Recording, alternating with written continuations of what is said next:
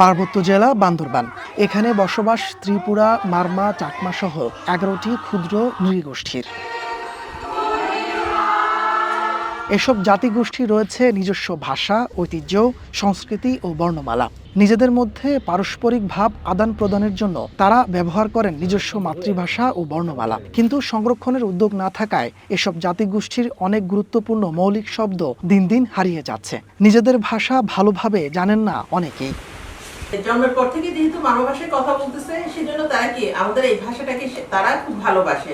আর এই ভাষাগুলোকে বাঁচিয়ে রাখতে হয়, তাদেরই এগিয়ে আসা উচিত। তা না হলে পরে ভবিষ্যতে অচিরে এই ভাষা বিলুপ্ত হতে পারে বলে আমার ধারণা। জেলার চাকমা, মারমা ও ত্রিপুরা ভাষা এবং বর্ণমালা সংরক্ষণে শিক্ষার্থীদের কাছে নিজের ভাষার বই বিতরণ করে আসছে সরকার। কিন্তু বিদ্যালয়ে প্রশিক্ষিত শিক্ষক না থাকায় মাতৃভাষায় শিক্ষা থেকে বঞ্চিত হচ্ছেন শিক্ষার্থীরা। আমরা যদি প্রচলনটা না রাখি, আমরা যদি অক্ষর জ্ঞান আমাদের নাই থাকে, পরবর্তী প্রজন্ম কিন্তু কিছু শিখতে পারবে না। আর শিক্ষা যেতে মেরুদণ্ড, কথা তো এমনি এমনি আসেনি। শিক্ষায় যদি না থাকে, একটা জাতি হারিয়ে যেতে বেশিক্ষণ লাগবে না, বিলুপ্ত হতেও বেশি দিন লাগবে না।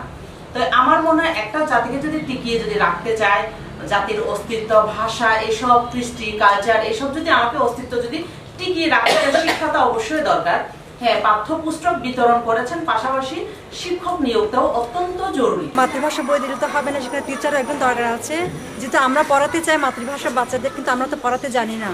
তাই একজন যদি শিক্ষক নিয়োগ করা হতো মাতৃভাষা নিয়ে, তাহলে খুব ভালো হতো। বাচ্চাদের জন্য সুবিধা হতো, আমাদের জন্য সুবিধা হতো। তবে এসব সম্প্রদায়ের ঐতিহ্য, সংস্কৃতি ও ভাষা সংরক্ষণে সরকার আন্তরিকভাবে কাজ করে যাচ্ছে বলে দাবি কর্মকর্তাদের।